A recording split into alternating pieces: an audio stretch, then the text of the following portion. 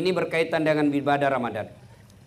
Jika ada di antara kita ini, puasanya lengkap 30. Tiap malam tarawih. Akhir malam tahajud. Tiap hari tadarus. Akhir dia puasa, iktikaf 10 malam terakhir. Tapi sama tetangga di sebelah musuh. Sebelah kiri bombeknya. Di depannya si salah-salai. Monribolana newe si Bali. Semua dia musuh-musuh sama tetangganya. Maka orang seperti ini sia-sia amalnya kepada Allah. Bermusuhan. Tetangga, depan, belakang. Apa biasa orang bermusuhan bertetangga? Apa sebabnya? Satu, musik. Tetangga punya tape baru. Suka lagu dangdut. Tetangganya sakit gigi. Lalu dia putar lagu dangdut yang tidak disuka tetangganya. Barangkali kita boleh berkata, radio-radioku, listrik-listrikku, saya bayar listrik, rumah-rumahku, saya mau kencang mau kecil urusan saya. Nah bilang tetangga tak, rumah-rumahku, pintu-pintuku, telinga-telingaku, kenapa musikmu masuk di telingaku? Coba, maka Bapak hargai tetangga, silahkan mutar musik, tapi jangan mengganggu tetangga. Bisa jadi tetangga lagi sakit atau bertengkar, kita putar musik, itu membuat orang bisa bertengkar. Apalagi yang membuat kita bertengkar, bertetangga, apa? Pagar. Pagar yang satu masyarakat biasa, yang satu masyarakat licik. Bikin pagar kalasi, curang. Pertama patoknya di dalam. Pagarnya di dalam. Di luar patoknya, pagarnya di dalam.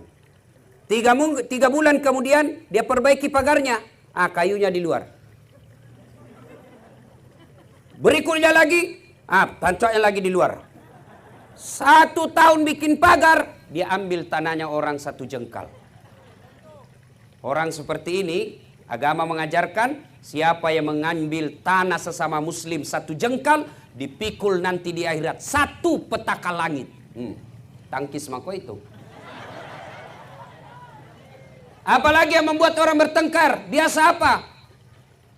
Tumbuhan. Tetangganya suka pelihara mangga, tapi tidak pelihara sampah. Dia tanam mangga besar, akhirnya mangganya nyebrang ke pagarnya tetangga. Akhirnya apa? Daun dan sampahnya yang nyebrang, tetangganya yang bersihkan. Menurut fikih hukum Islam, daun yang nyebrang ke sebelah, pohon yang ranting menyeberang ke sebelah, maka itu halal buat tetangga. Kenapa? Karena tetangga yang kasih bersih itu daun-daun sampahnya kita punya mangga. Tuh kalau sampah menyeberang. Nah, bila mahasiswaku, kalau istrinya tetangga Ustaz, bagaimana? Halal juga sebenarnya. Lain itu cilaka. Beda. Bapak saudara-saudara sekalian, apalagi yang membuat kita bertengkar tetangga? Apa? Tumbuhan, ternak. Tetangga pecinta bunga. Wah banyak. Apa yang mahal-mahal itu? Kembang cinta dan lain sebagainya. Nah, tetangganya hobi tanaman. Dia bagusinlah tanamannya. Tetangganya pelihara kambing. Tidak diikat. Tetangga pelihara bunga, datanglah kambing. Dia makan semua bunga kita. Bertengkarlah kita. Maka silakan pelihara burung, pelihara peternakan. Tapi jangan sampai lalai akhirnya menyerobot tanaman tetangga. Apalagi yang kadang-kala membuat kita bermusuhan dan tetangga. Apa? Anak. Anak kita nakal, anak sebelah sabar. Bertengkar, orang tua ikut campur. Maka ibu bapak saudara-saudara sekalian, dengar baik-baik. Pesan Nabi. Dengar baik-baik. Atadruna manil muflis. Saudara-saudara sekalian, kau tahu siapa yang bangkrut di akhirat kelak? Tahu enggak siapa yang pailit di akhirat kelak? Bangkero imato ku akhirat. Semoga kau tahu. Macam-macam jawaban sahabat. Yang tidak sholat ya Rasul. Wah dia sholat, bagus sholatnya, rawatibnya juga cocok. Yang tidak puasa Ramadan ya Rasul. Dia puasa, Senin Kamis lancar. Yang tidak bayar zakat ya Rasul. Oh lengkap zakat hartanya, zakat fitrahnya. Yang tidak haji padahal mampu. Oh dia sudah haji, tiap tahun dia pergi umroh. Kalau begitu, siapa yang bangkrut ya Rasul? Nabi menjelaskan, jarusu wa khati'ur rahim. Tetangga yang sahat sama tetangganya dan yang memutuskan persaudaraan. Coba. Heran sahabat. Kenapa bisa bangkrut? Dia bagus sholatnya, bagus puasanya, bagus hajinya, bagus zakatnya. Kok bisa bangkrut? Nabi menjelaskan, betul. Hubungannya kepada Allah baik, tapi hubungannya kepada manusia hancur, maka amalnya kepada Allah habis hanya untuk bayar dosa-dosanya kepada manusia. Maksudnya apa ya Rasul? Dia setorlah pahalanya. Ya Allah, ini sholatku. Datang tetangganya, tunggu dulu. Saya pernah bertetangga di kampung apa namanya? Nah yaitu. Saya bertetangga, mantan-mantan dia tentara, ada tembaknya, dia serobot saya punya tanah. Gara-gara tanahku diambil 1 meter, saya tidak punya got. Setiap hujan banjir rumahku. 4 tahun saya selalu kebanjiran. Saya minta keadilan ya Allah. Saya mau lawan waktu itu, begitu saya mau maju, dilihat pakai loreng ada tembak, nah mundur lagi. Akhirnya Allah berfirman, hari ini hari seadil-adilnya pembalasan. Silakan kau ambil salatnya orang yang pernah ambil tanahmu.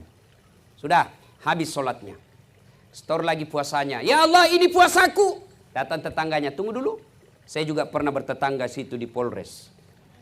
Kenapa? Dia fitnah saya. Katanya anakku yang lurus rambutnya, bukan anaknya suamiku, karena suamiku keriting rambutnya. Dia tidak tahu anaknya lurus rambutnya karena sudah direbonding. Gara-gara fitnahnya satu komplek memusuhi saya, hilang saya punya martabat. Saya minta keadilan. Allah berfirman, hari ini memang hari seadil-adilnya. Ya sudah, ambil dia punya puasa. Sudah habis salat, habis juga puasa. Dia setor lagi hajinya. Ya Allah, ini hajiku. Tunggu dulu. Saya juga pernah sekantor di Polres. Dia tuduh saya. Katanya mobilku hasil korupsi. Gara-gara fitnahnya 7 tahun saya tidak pernah naik pangkat. Saya malah dipindah ke pulauan. Saya minta keadilan. Allah berfirman, ya sudah. Kalau begitu, ambil dia punya haji. Habis seluruh kebaikannya. Puasanya habis. Zakatnya habis. Sholatnya habis. Hajinya habis. Masih ada orang yang pernah disakiti. Saya juga pernah disakiti itu orang, ya Allah. Saya di black campaign, akhirnya saya tidak terpilih. Saya difitnah kiri kanan, saya habis uang, tidak ada yang pilih saya gara-gara fitnahnya. Nah, sekarang saya minta keadilan. Lalu dia bilang yang tadi banyak amalnya, peko ni carana puang. Bagaimana lagi caranya? Sudah habis amalku. Allah berfirman, sini adil, biar sebiji sarah ada balasannya. Apalagi Allah, habis amalku, apa saya mau bayar? Allah berfirman, kalau begitu ambil dosanya orang yang pernah kusakiti. Nauzubillah min zalik. Maka akhir Ramadan kita rayakan biasa selesai Idul Fitri, tradisi orang Indonesia ada yang disebut halal bihalal. Kita saling menghalalkan. Sakit hatiku Ustaz, nafitnaka, maafkan saja, biar Allah yang balas. Kalau Allah yang balas Pak, bukan cuma dimutasi, susah hidupnya. Kalau kita balas, lapor ke polisi, sampai di polisi, atur damai, selesai. Tapi kalau Allah yang balas, sudah. Tidak usah kita nak kasih ginjal, nak kasih mencret saja 2 minggu. Apa, masih bisa kita sosialisasi kalau mencret-mencret. Ustaz saja tidak bisa ceramah kalau sudah mencret-mencret. Begitu baru 10 menit mau keluar, tidak bisa lagi Pak ditahan. Coba, putus persaudaraan, hancur amal ibadah. Maka Ramadan hadir, mempersaudarakan kita.